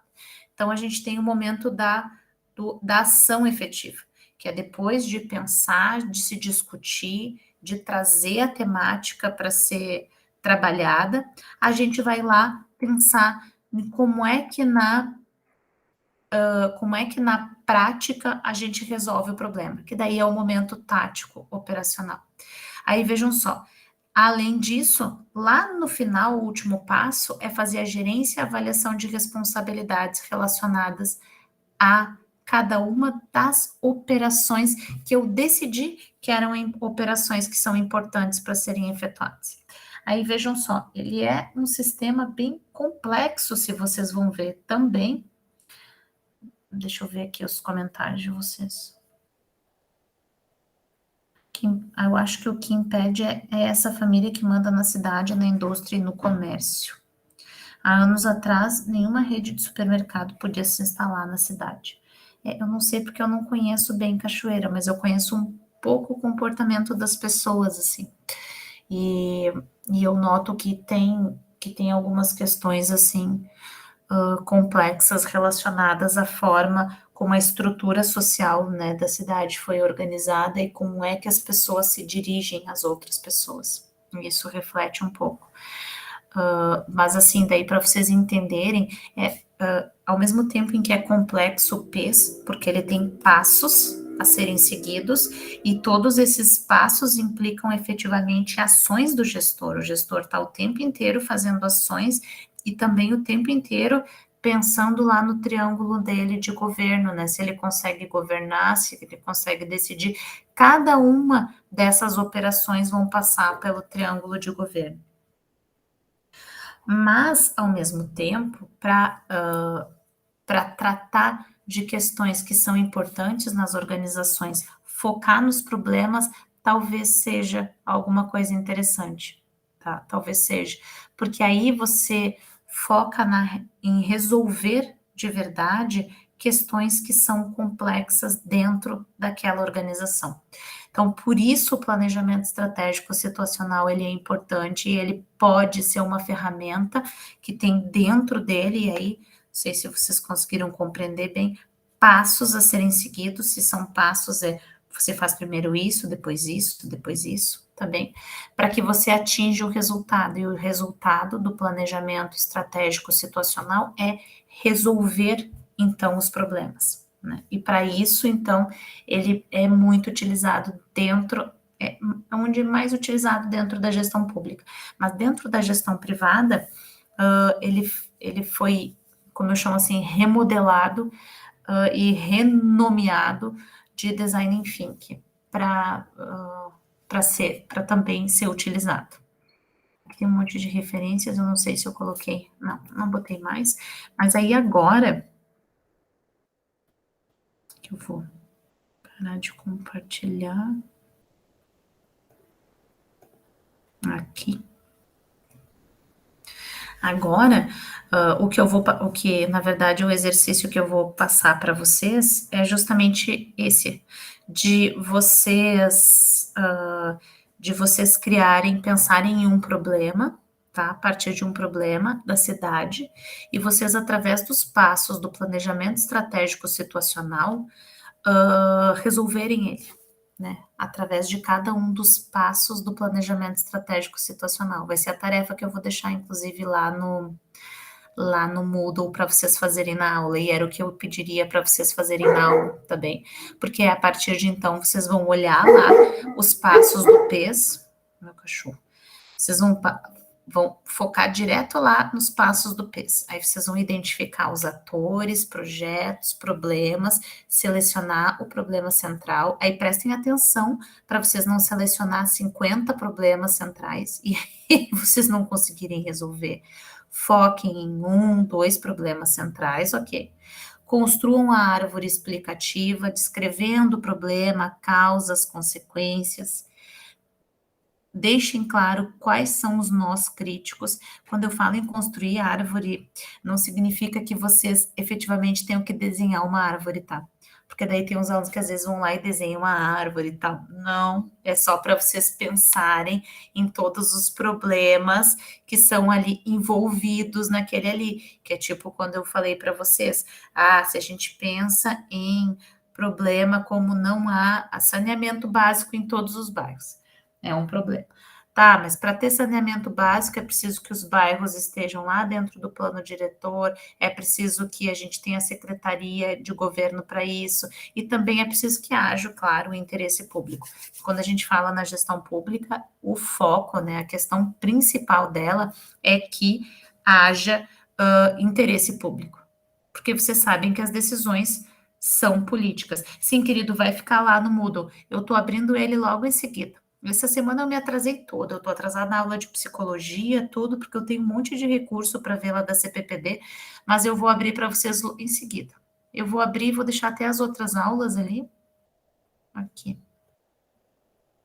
Eu vou abrir e vou deixar para vocês essa aula no Moodle, todo o material para vocês fazerem, e lá também vai estar o espaço para vocês colocarem o peso de vocês, para vocês exercitarem o planejamento estratégico situacional, porque são formas de se planejar diferentes, onde vocês têm que pensar de uma maneira diferente, e também vai ser bacana para vocês entenderem depois na aula que a gente vai ter sobre Design Thinking, assim, de algumas questões que são parecidas dos dois modelos, tá bem? São bem parecidas, tá? Vocês querem tirar uma dúvida, aproveitem e já vão perguntando assim, porque eu falo, vocês ficam quietos. Aqui ou no ao vivo, vocês sempre ficam quietos. Não, o trabalho é para semana que vem. Para o mês que vem. Mês que vem vocês já estão de férias. É para semana que vem? Para semana que vem. Não, vou dar 15 dias para vocês. Vou dar 15 dias. Ah, é que tem um feriado, né? Eu me esqueci. Eu até me apavorei, achei que eu tivesse dado aula, né? Tem até mais tempo. Pode ser lá para o dia 15. Tá bem? Eu coloco lá para o dia 15. Mas não deixem para fazer no final. Até porque o peso é um método bem bacana de se pensar planejamento. E embora ele seja muito usado nas empresas privadas, não significa que ele não pode ser usado também aliás, na pública, não significa que ele não pode ser usado nas empresas privadas. Eu acho que ele, inclusive, é um método que devia ser muito utilizado por pequenas empresas. Quanto menor a empresa, mais fácil de você chamar as pessoas para identificar os problemas dessa empresa e resolver os problemas com as pessoas que estão trabalhando ali.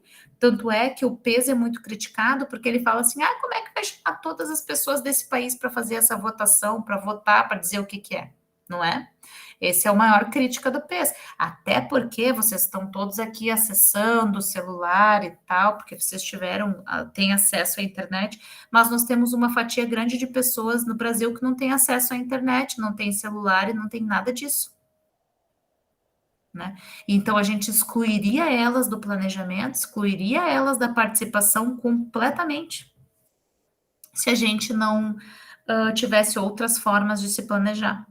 E aí, por conta disso, é que a gente tem o planejamento tecnicista na atualidade, que é se vocês passarem no concurso público, vocês vão estar lá juntos com pessoas que também são da administração pública, daí provavelmente os CCs, né, também fazem administração, com o plano político e tomando as decisões. E são essas pessoas que tomam as decisões políticas. Daí, tampouco perguntam para vocês, né? Não fazem assembleias nem nada disso para questionar o interesse da cidade com relação às decisões que vão ser efetuadas. E que, na minha opinião, é super importante. É isso que faz o PES. A maior diferença do PES é participação, porque lá no início ele envolve todos os atores para chamar a assembleia, para de alguma forma perguntar quais são os problemas para as pessoas que são envolvidas. E na segunda questão ali, que é super importante, é partir dos problemas. O planejamento estratégico, quando a gente pensa nele, ele parte de uma estratégia, né, avançar no mercado, se manter no mercado, aumentar, que é de percentuais, né, baseado em lucro. Ele não parte da solução de problemas.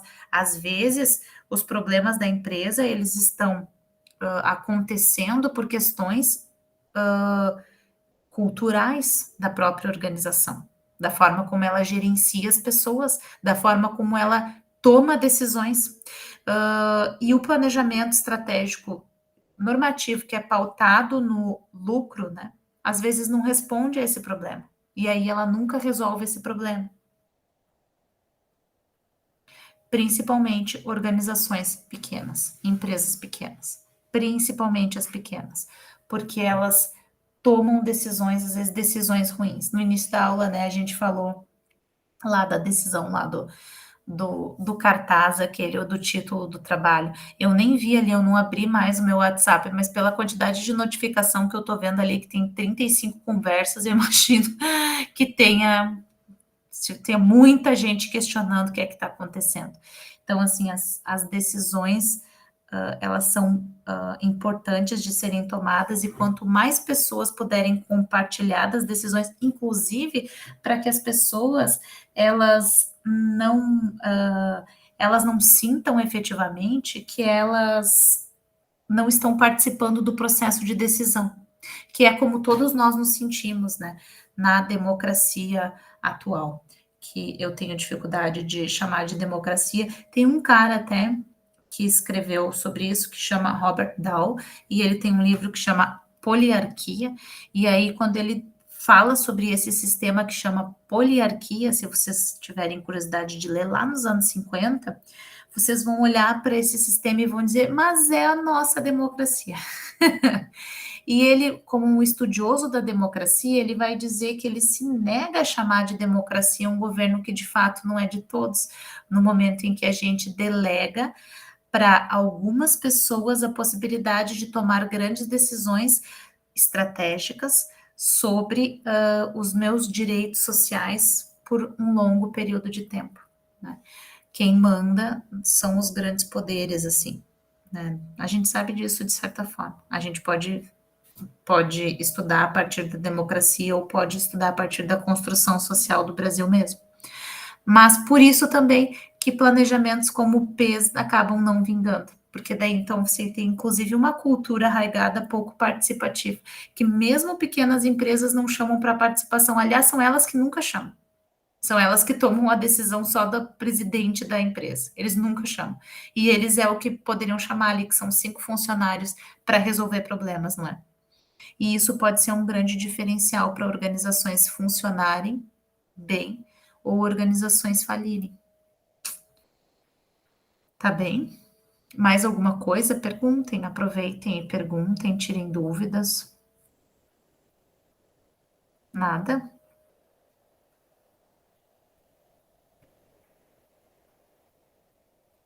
Tá tranquilo?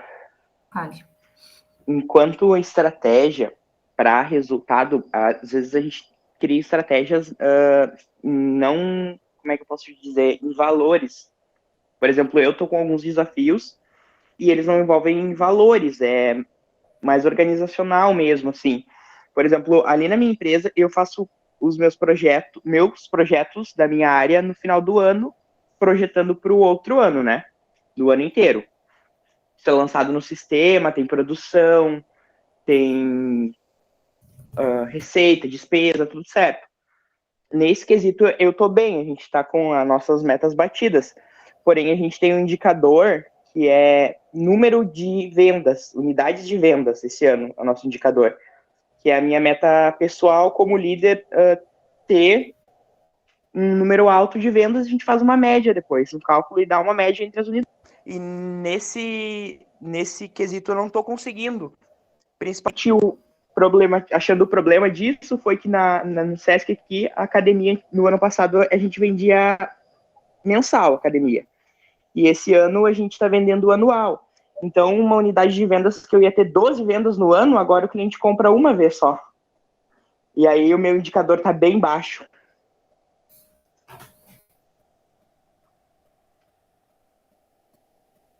E como é que tu vai resolver isso, Pedro? E eu conversei com a minha equipe e montei uma estratégia de tentar ter mais serviços, mais modalidades de aula na academia, outros serviços que a gente consiga vender e aumentar o nosso número de vendas. Mas, em parte, foi bom esse plano anual, porque em receita a gente está muito melhor que no ano passado, porque assim a gente acaba fidelizando o cliente, né? Sim. Mas aí os indicadores parecem... Isso, meu indicador nesse quesito tá baixo, e nos outros tá alto. E aí, esse é um problema que eu tô, tipo, quebrando a cabeça, faz algumas semanas já tentando resolver ele. Vamos resolver o problema do Pedro. O Pedro faz. O indicador está baixo realmente. Eu acho que uma das formas é, se você realmente não tem como fazer mais, você tem que ter mais indicadores para você não parecer que é sempre. Como é que chama o teu Não, indicador? eu Ele é tenho 6. baseado. Ah, mas o indicador é baseado no número de contratações, de vezes que as pessoas contratam, e não no O meu, valor. exato, não no Então valor, dá no para número de mudar, vezes. dá para sugerir a mudança para quantidade, para valor que entra, porque vai uma pessoa lá, mas a quantidade é muito maior, o valor. Mas sim, mas o meu indicador de receita tá Ah, o de 130%. receita. Os meus indicadores em geral estão bons, só nesse que ele não está bom, mas eu queria que tivesse tudo bom. Entendi. Tá, No geral eu tô bem, mas qual você acha que. Tá, o grande problema disso, qual você acha que é? É tipo, não tem jeito, as pessoas não vão mais do que. não, a gente eu tô trabalhando na solução desse problema, tentando ter mais modalidades, tô tentando também fazer oficinas que eu consiga cobrar um valor baixo, mas vai contar como a unidade de venda, que é o meu objetivo, né? Mas é um problemão, assim, para resolver. Tu É, pensa, assim. pensa, pensa e tu não consegue ver solução. Mas, em geral, eu tô bem, assim, o nosso contrato tá bem. Só esse indicador que tá baixo. E eu pensei, repensei, e as medidas que eu tomei até agora, eu não tive o resultado que eu esperava. Mas você já colocou em prática essas medidas? Que você acabou de falar agora? Uma das medidas eu tentei colocar em prática, porém não deu certo. Não funcionou? Por que que não está funcionando? Essa não funcionou, porque assim, a gente tem várias atividades gratuitas na nossa unidade, né? E eu pensei em fazer algumas oficinas e com preço barato ou algum encontro, oferecer alguma coisa além, né? Só que as pessoas não aceitaram, tipo, pagar, mesmo que se fosse um valor muito baixo, elas não, tipo, preferiam não. Porque eu fiz um estudo, antes de fazer a oficina, eu fiz um estudo. Eu fui no grupo e, tipo, falei da ideia, Entendi. Mesmo com valor super barato, as pessoas não procuram. Então, vocês não estão isso, conseguindo atingir as pessoas. sim. Eu Ah, falei o que eu pensei em e tu fazer, foi atrás de quem? Tu foi atrás das pessoas que eram matriculadas lá, que já acessam o serviço ou novos? das que já acessam o serviço. E aí, mas aí, em compensação, a gente abriu uma turma nova de bike ao meio-dia e já esgotamos as vagas. Já melhorou também. Eu tive mais 20 unidades de venda. Entendi. Olha, é bem complexo isso daí. Eu acho que tu tem que fazer realmente uma pesquisa. Eu acho que fazer uma pesquisa interna ajuda, de perguntar para as pessoas o que que elas estão sentindo falta. Também perguntar por que que elas não estão indo atrás das outras possibilidades. Talvez uma pesquisa mesmo de público-alvo, qual é o público-alvo, talvez seja alguma coisa relacionada ao horário em que as coisas acontecem, enfim, né? Eu não sei qual é o público de você, se são pessoas idosas, se são pessoas mais jovens, se tem mais gente à noite, Bem, é, é bem misto, bem misto. O nosso talvez público. idoso, você diz? Falta Sim, divulgação. é misto. Tem gente Ah, idosa, nisso, tem gente mais nova. É bem misto mesmo. entendi. E agora abriu uma academia super forte aqui na cidade. Fazem algumas semanas, bem grande, engenharia do corpo. Ah, E tá. isso não afetou a gente. Tipo, eu já esperava que não fosse afetar, porque a gente estava com a medida do plano anual desde o início do ano. Então a gente conseguiu fidelizar os clientes antes da academia abrir. E isso foi bom também, isso foi muito bom.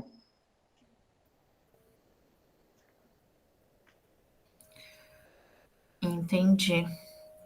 É complexo. Eu faria uma No geral divulgação. a Não gente sei. está bem, os indicadores estão bem. Só que a gente tem um reconhecimento de unidades no final do ano. E a gente nunca... Eu sou líder de vendas ali, vai fazer 2 anos. E a minha unidade nunca conseguiu ficar entre as 3. E o meu objetivo pessoal, como líder de vendas esse ano, era fazer a minha equipe ser reconhecida no final do ano. Tipo, ganhar um prêmio, sabe? Tudo isso. E esse é o indicador que vai premiar no final do ano. Por isso que é o que eu mais queria conseguir alcançar. Entendi. Ó, ali falou que já pensou em disponibilizar turmas da academia e serviço cedo, tipo 6 da manhã. O Márcio falou que falta divulgação.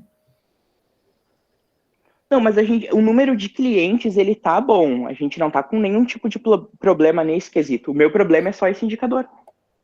A gente tem bastante cliente fidelizado, a gente tem um número bom de clientes, os nossos indicadores de receitas estão todos positivos. Eu pensei também na questão do marketing, que nem o Márcio falou, porque é no Sesc, né, Pedro, que tu trabalha? Sim, sim. Eu não ouço nada do Sesc, nada, eu não conheço nenhuma pessoa que treine no Sesc. Eu nunca vi publicação, mas claro, eu não sigo também nas redes sociais, mas eu nunca vi nada de divulgação, assim, sabe, referente ao Sesc. Eu só sei que ele existe, mas nunca vi nada. Pelo menos uns 4 colegas nossos treinam no Sesc. Eu não conheço. E sobre a engenharia, tu falou, realmente, eu também estava esperando mais da engenharia. Eu achei que a engenharia ia quebrar algumas academias daqui de Cachoeira. Mas ela veio bem fraca mesmo. Sim. É que a gente está com déficit de profissionais de educação física agora na cidade. Tem poucos profissionais bons, assim, que consigam dar uma aula, porque não é qualquer profissional de educação física que consegue ministrar uma aula. São poucos.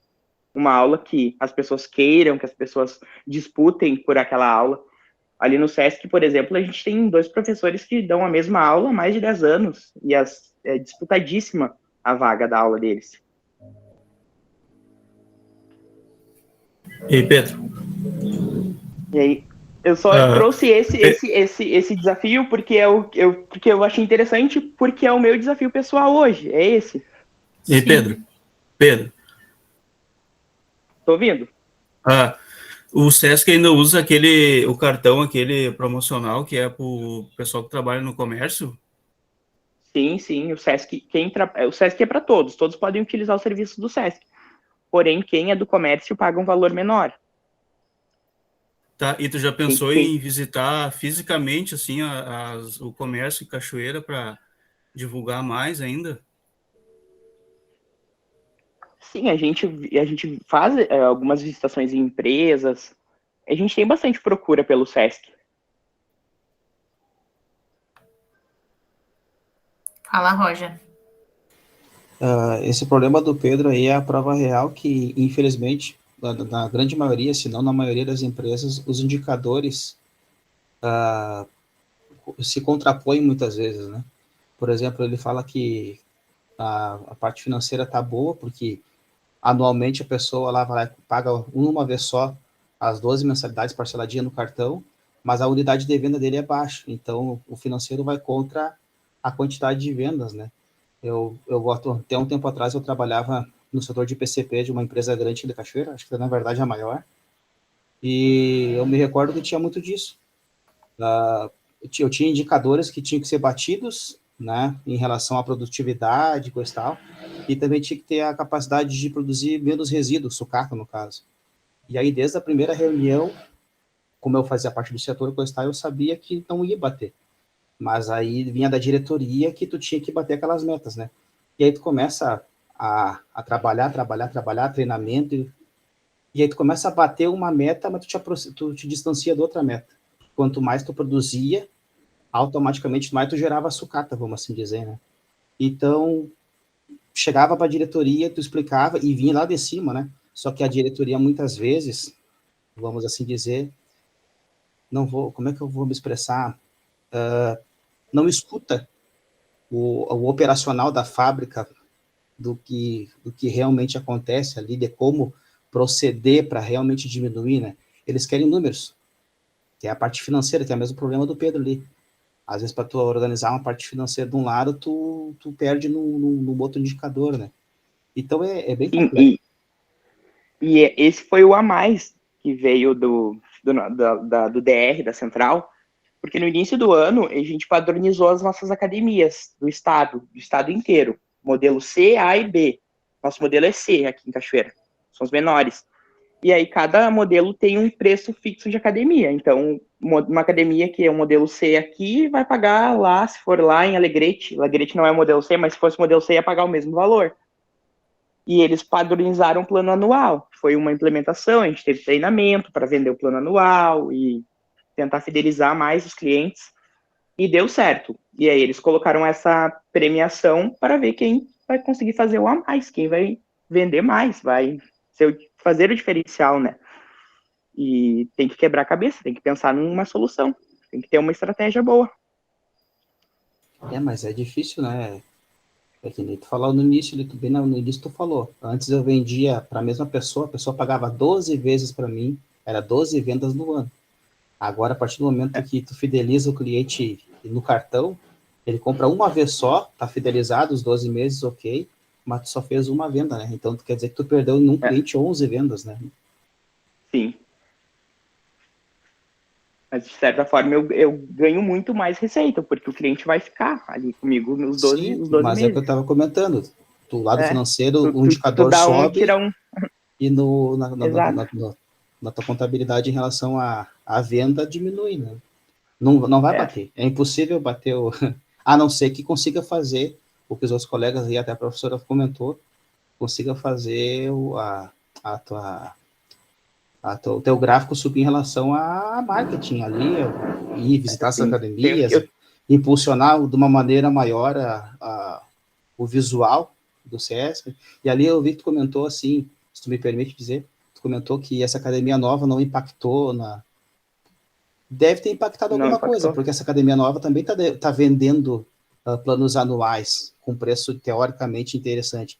A Natiane comentou que ela não é tão boa quanto poderia ser, né, em relação ao resto da rede, mas mesmo assim muitas pessoas foram lá, que poderiam ter ido para o SESC, foram lá e fizeram um plano anual para conhecer a academia. Isso, né, que poderiam ter ido para o SESC. Né? E comparada às outras engenharias, ela é bem fraquinha, mas ela ainda assim é uma das melhores que tem em Cachoeira.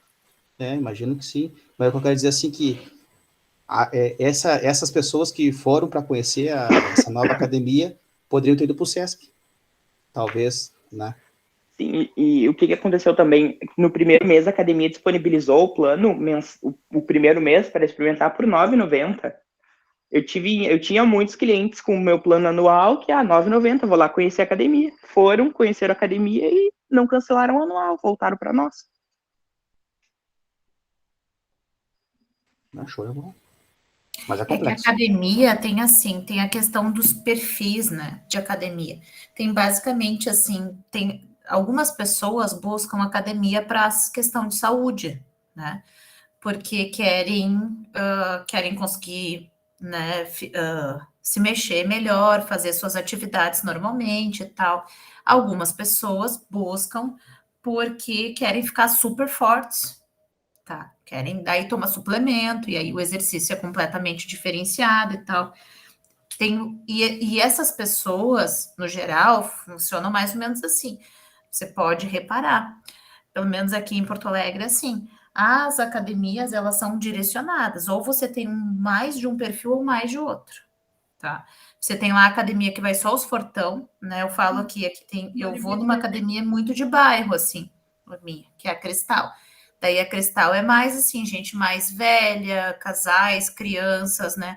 Ela é muito mais focada na saúde, assim. E exato, e aí tem a unidade do corpo. A unidade do corpo, a gente, né, até tem as piadas do tipo, você entra ali e ganha um copinho de whey para tomar, porque daí, né, muito focada, e aí dieta e tal, exercício. Não é, por exemplo, o que eu faço, não é uma preocupação minha, então eu vou naquela ali, até porque agora eu não estou podendo fazer, cada vez que eu faço eu fico toda travada, então eu não estou conseguindo fazer mesmo com a fisioterapia, então parei.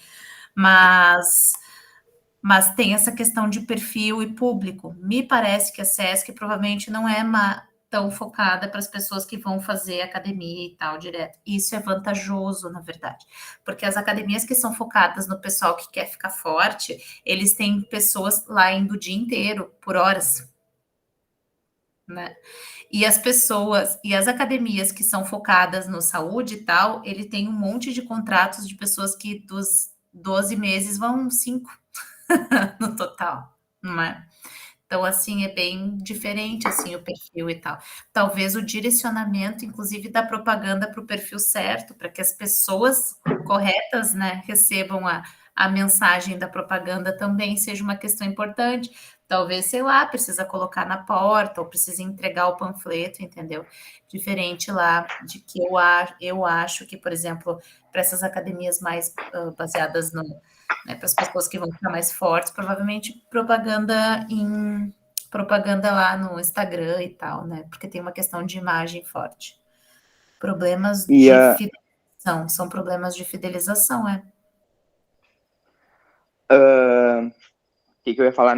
Na nossa academia, a gente sempre fala que a nossa divulgação quando a gente divulga os nossos serviços de academia, a pessoa que faz a capa, que é a imagem, é sempre uma pessoa normal. A gente sempre fala uma pessoa como a gente, não é as academias geralmente botam um fortão ou um bodybuilder para fazer a propaganda. A gente não, é sempre uma pessoa normal, uma pessoa que nem a gente. E o nosso público realmente é mais para quem procura saúde, fazer uma atividade, se mexer um pouco, pessoas normais. Acho que sim. O Carlos, inclusive, disse o seguinte aqui, que os problemas de fidelização são deixar de treinar a equipe para a fidelização dos clientes, ignorar as necessidades, não prestar atenção dos concorrentes, não inovar e não oferecer pós-venda. Tá, mas pelo que eu entendi, o problema do Pedro não é fidelização, Pedro?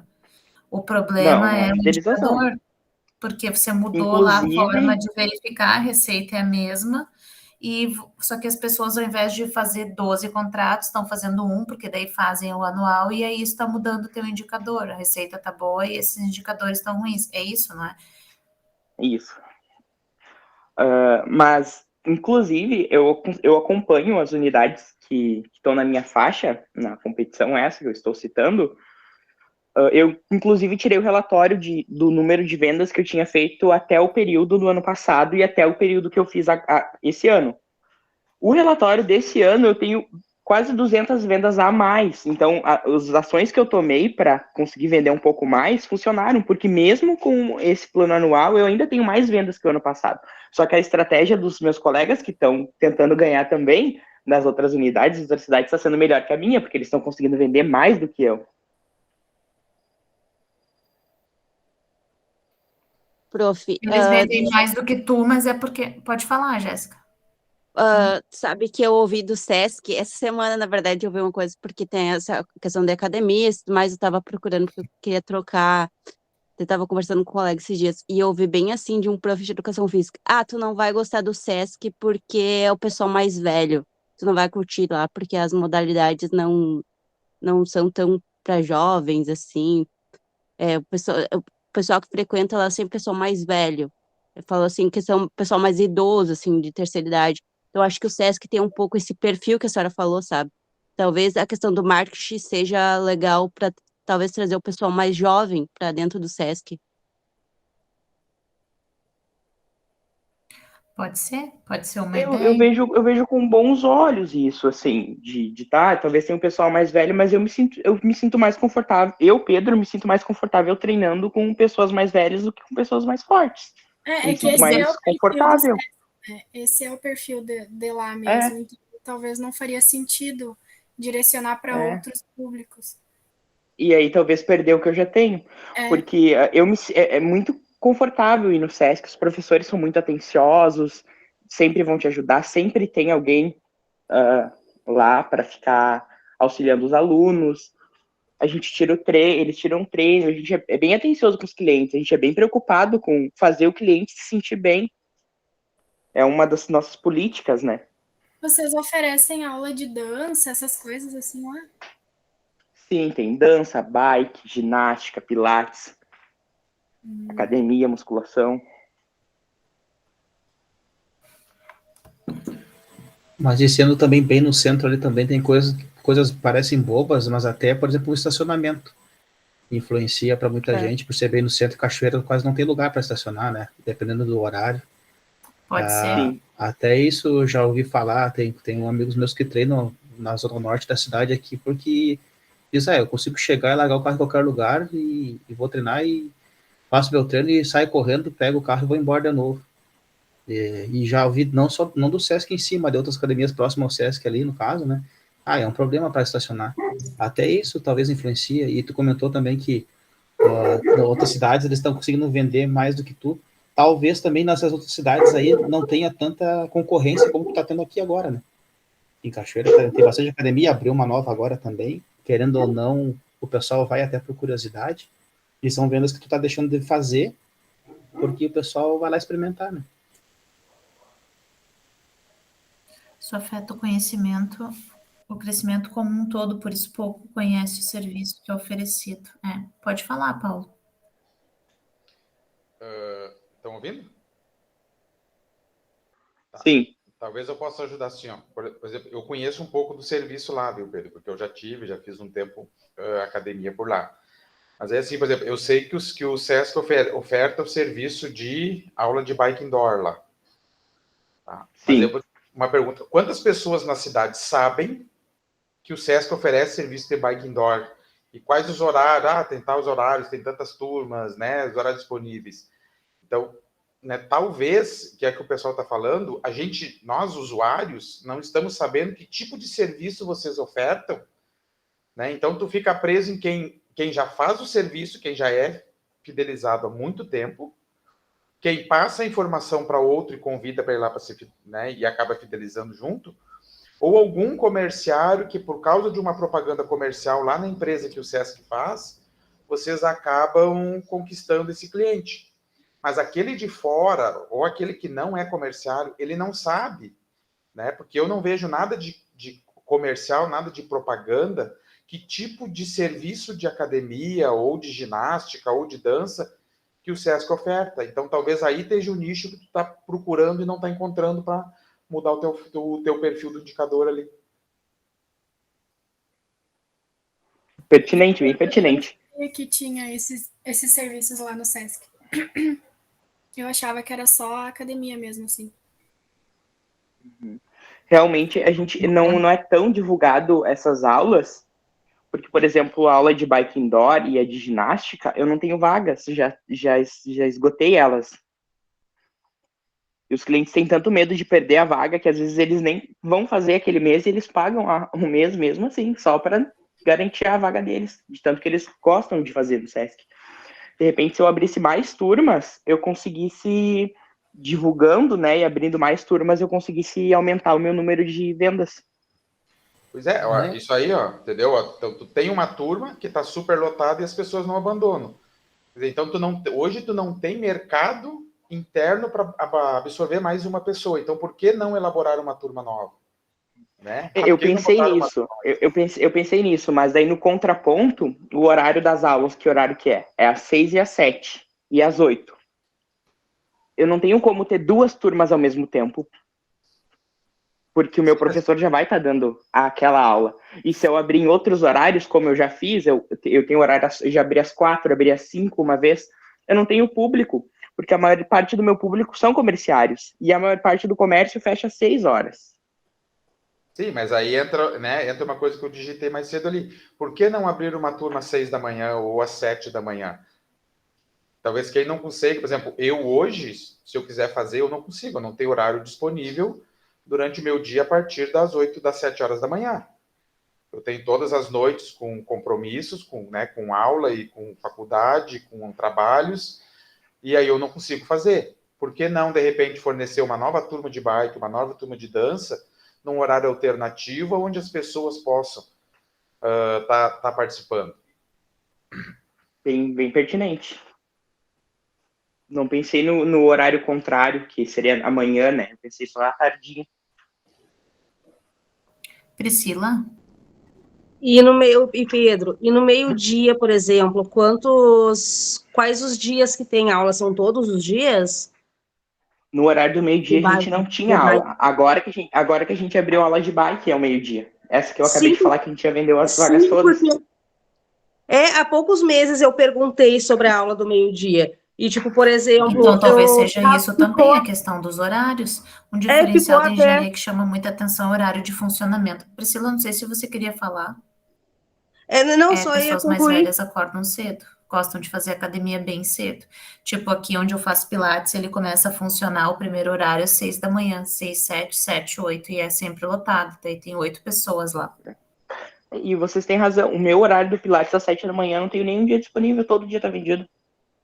Daí, de repente, se tu põe às 6 da manhã, vai ter mais gente ainda. Bem pertinente. Tô absorvendo tudo que vocês estão falando. Isso Então, aí. abre mais aulas de bike meio-dia. Mais alguma coisa, pessoal? Abre às 7, na minha opinião, já é tarde. Sim, pessoal, aqui tem que abrir às 6, inclusive em Porto Alegre, porque as pessoas, se querem chegar às 8 lá no centro, às vezes elas têm que sair daqui às 7. Então, elas vão para a academia às 6 e elas às 7 já estão pegando o ônibus para ir para o trabalho, né? Ou funciona até mais tarde, até às 10, 11 horas. É bem assim. Eu vou encerrando a gravação, porque eu vi que ficou enorme, me esqueci até antes da... Isso, às 6 já tá as academias